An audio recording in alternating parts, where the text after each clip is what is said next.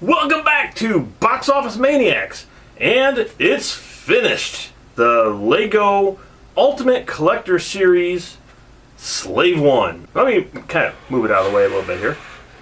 Now, this thing is massive. I don't know if you can really tell the scale of it. That's the thing about these ships, is these videos, any video you watch is just not going to do this thing justice. If you watched my last video, before I built this, I was talking about, Legos and collecting them and everything. And I haven't really gotten that many Star Wars figures, actually.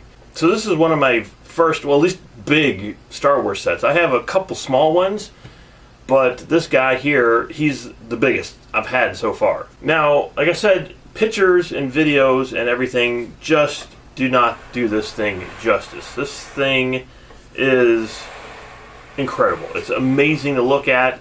There's so much detail. You can, and if you haven't built this thing and you don't know the details on this, you can just sit here and look at this thing for an hour and just like, oh wow, this is cool. I like that. I like how the gears turn, and I like how this is.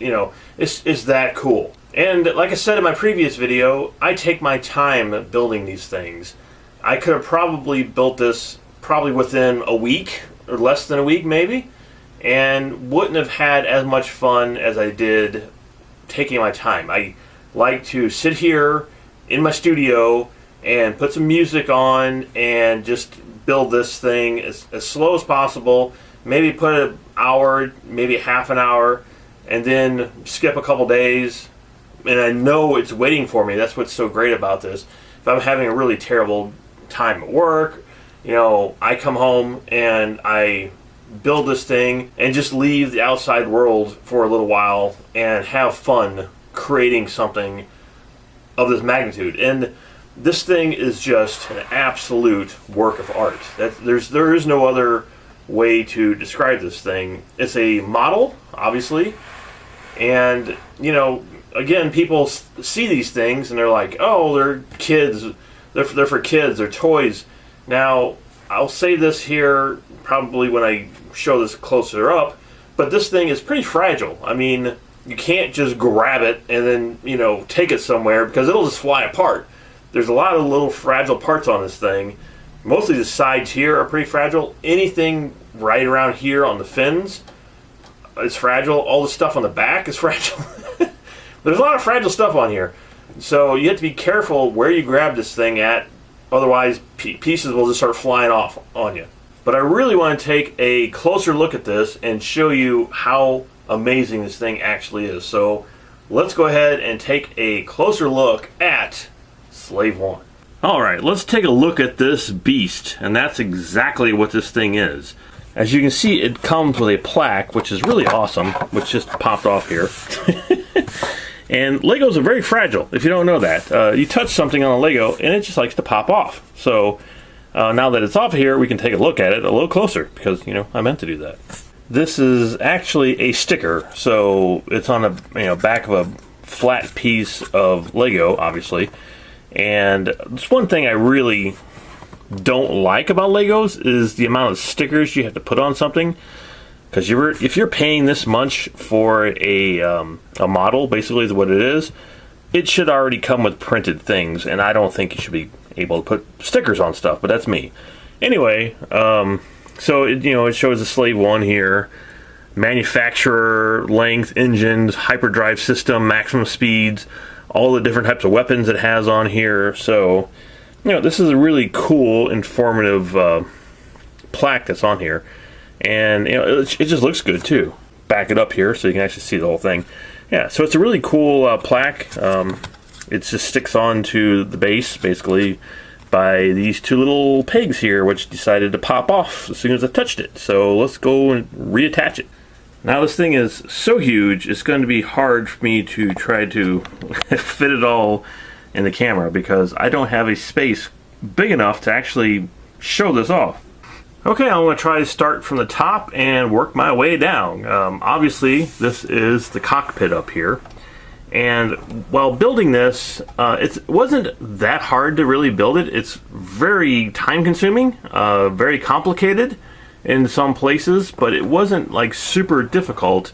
The only really difficult stuff in this is you're kind of building everything backwards just because of the nature of the ship, because it faces up and down, so you're doing a lot of stuff, like I said, backwards. So you can see Boba Fett sitting up there in his cockpit, and the way this is tilted, it's really kind of hard to see, I guess, what the actual cockpit itself looks like.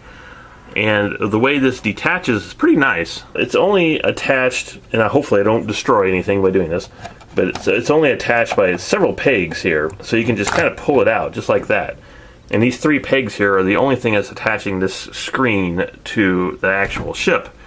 And it's done like that because, if you know anything about Slave 1, you know that this position that the ship is in now is sort of like flying mode. And when it lands on its backside, basically. So this actually tilts up and down. He's not in there all the way.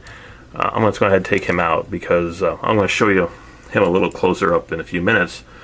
But he does have a seat here, and if you wanted to display, I don't know why you would, but if you wanted to display the ship just sitting down, you can move up his chair like this, so he is sitting like in the right position. But in flying mode, you know, you move his chair back up like that, so he can see where he's going. And it would be cool if they had some sort of outside lever or something, so you didn't have to take the glass off, or actually it's plastic, but I mean, these 3 pegs are the only thing that's holding it in, like I said, so it's not, you know, really that difficult to take it on and off. And I will probably only ever display it like this, where it's setting up. I doubt if I ever even display it sitting down, so this really isn't an issue for me to move this thing back and forth all the time. But you can see all the little gears and stuff, and these are actually all printed on, so no stickers here, I don't think. Let me see. Did I put any stickers on here? Oh yeah, actually I did. I'm lying.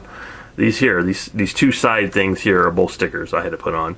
But this here is a printed piece, and these over here, and there's one on the other side that is also printed onto the bricks. So I didn't have to put any stickers on that. But yeah, I really like that the chair does move up and down, and it's easy to get the windshield on and off. And I'm sure there are Star Wars names for all these things on this ship, and I am not that familiar with, you know, what every part of the ship is called. I'll just say it right now. These are fins. They look like fins to me. And of course, when he's laying flat, these go like this, and when he's up, they rotate like that. So, and these things were pretty difficult to put together. They weren't kind of complicated. They were pretty complicated to put these things together, because, you know, you have the arm that comes out that attaches to this thing, and you got this thing here to hold it in. And there's a lot of stuff going on here that you really can't see. I mean, you know, there's a lot of inner workings here. And one thing I absolutely love, besides just the design of this ship, are all these rounded pieces. I think that's just so cool, these rounded pieces. And the whole front of it, just love the whole ship. I love the design of everything. And Lego just knocked it out with this because, again, this is, I've said this before, it's a work of art. This is a model. It's an absolute work of art. I moved it back a little bit. I still have the cockpit off because I'm not going to put it back on until I put Boba Fett back in, but try to give you a more, you know, larger look at everything here. And again, like I said, this whole rounded section here on the side is just brilliant. I mean, you can see layers on top of layers on top of layers that it took to build this thing, and it was just a blast, an absolute blast. And speaking of stickers, here is a sticker over here. This here, like the paint that's supposed to be chipped away, that's a sticker. The vents up here are stickers as well. You sort of take a look at it from the side. This whole green body coming down, that was interesting to build because you had a lot of inner structures of this. The thing is with this too, I gotta say, it's not a play toy. You can't just give this to a kid and let the kid run down, you know, through his living room playing with this thing, because if it did, it would instantly fly apart. This is made to display and to look at and to enjoy it, and not to grab hold of it and shake it and, you know, run around with it, because it will fly apart. This in particular is what I'm talking about.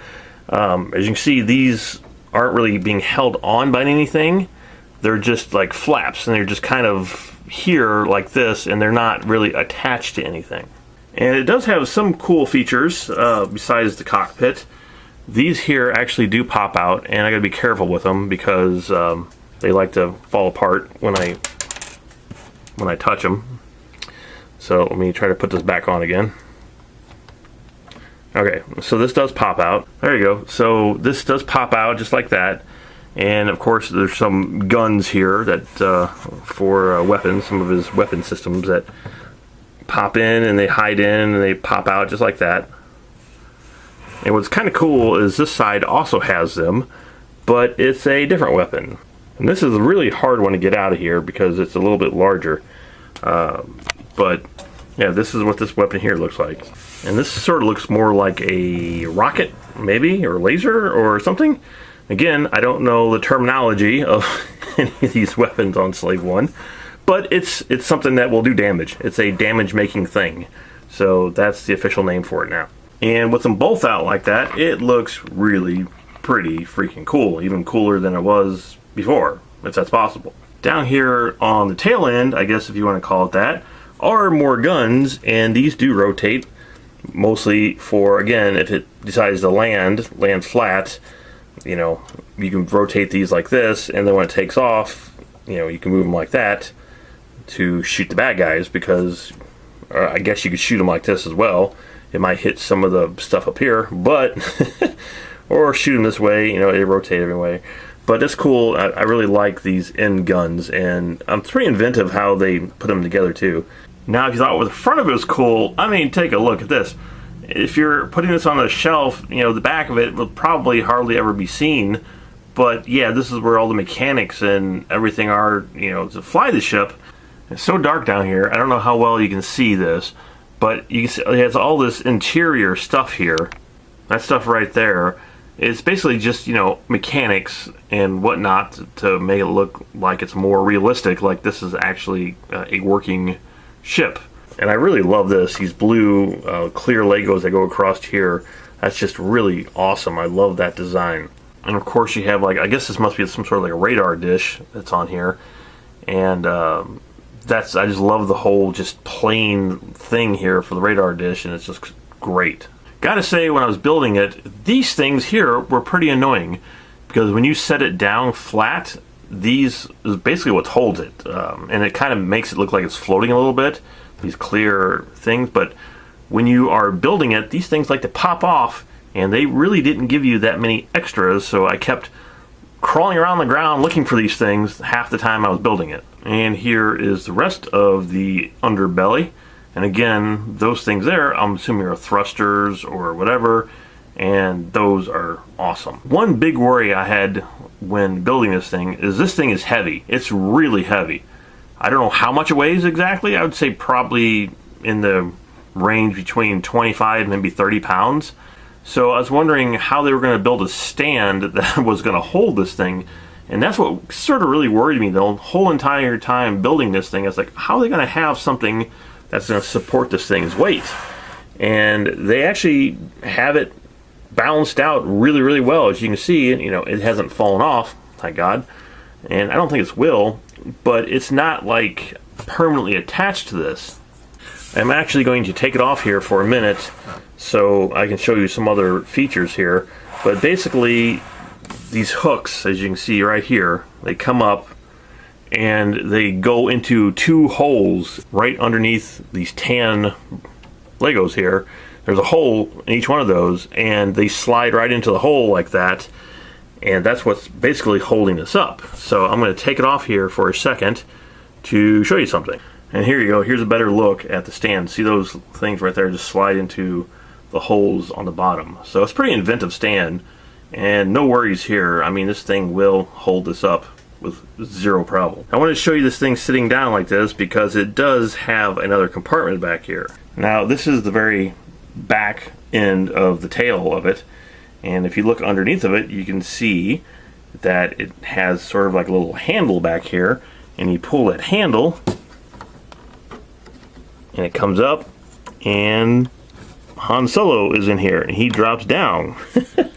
It's kind of an odd thing, I guess, that the way they have him down here, the way they have him attached, but yet there is a Han Solo attached within side of this little door. So speaking of minifigures, let's take a look at Boba Fett. Now this, I believe, is an exclusive to this set. You can get other Boba Fett figures, but this one has printed decals on his arms, because I do have the Boba Fett in carbonite, and it looks almost exactly like this, or actually looks just like this, but it doesn't have this print here, and that's, I guess, exclusive to this the ship.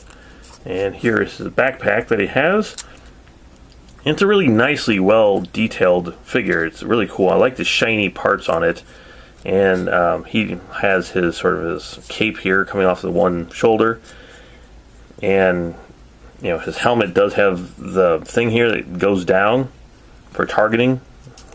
So, and they give you a bunch of extra one of these. I think I had like 5 or 6 extras on this one, I guess because it falls off so easily. So it's nice that, you know, Lego decided to throw some extras in there. But if you want to see what Boba Fett looks like, there he is. He's very sort of angry and happy at the same time. So that's what he looks like. The other figures that come with this is this guy, and he is an officer. And this, I don't believe, is an exclusive or anything to this set. I think I have other ones of him. So, you know, it comes with his little gun and, I guess, you know, little pistol, whatever it is.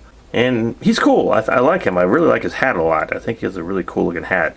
And he has some details here on his shirt, you know, and a couple details here on the back. I don't think this guy is an exclusive at all, but it's still cool that he comes with the set. And it also comes with this Stormtrooper, and this guy is awesome. I mean, he looks fantastic. And I don't really own that many Stormtroopers, so I don't know if this is an exclusive. It could be. I don't think it is. I think they all look the same, as far as I know. And the details on this guy are just great. I love his chest details, and especially the helmet. You can just see all the amazing detail in the helmet here. It looks fantastic. And of course he has the detail on the back as well. And if you want to see what the Stormtrooper looks like, there he is. He's just angry. He's not happy angry, he's just angry. There you go. There is my first Ultimate Collector series of Slave One. If you guys like this video and want to see more videos like this, I did just buy another Ultimate Collector series of Star Wars. The one that actually came out, I believe, before this one, and that is the TIE Fighter. And the TIE Fighter is huge as well. And besides Slave One, I've always loved the look of the TIE Fighters. And I remember growing up that I had the X-Wing, and Vince had the TIE Fighter, and I was always jealous because he had a TIE Fighter. And I always wanted a TIE Fighter, and I've never owned one, to tell you the truth. As much Star Wars stuff as I have never bought a TIE Fighter. And I don't know why. It's just one of those, I've never owned a TIE Fighter. It's just, I've had Slave Ones. So anyway, I ended up buying the Ultimate Collector series of the TIE Fighter just because it was actually on sale. They had, remember the Force Friday a couple weeks ago they had, and Lego put the thing on sale, so I got a really good deal on it. And these things, just like this, will run you, if you go to the Lego store, it'll run you around $200. So these things are expensive, and collecting Legos is a very expensive hobby. And of course, I'm a massive movie maniac, as you know, and so I always loved collecting anything to do with film, and this is like the ultimate, you know, ultimate Slave One. Even if they came out with a prop replica, I wouldn't have liked it as much as this thing. And if you built any Legos, if you have videos of them, I'd love to watch them. Put them in the comments below. I'll take a look at all the stuff you built. And, yeah, keep on building.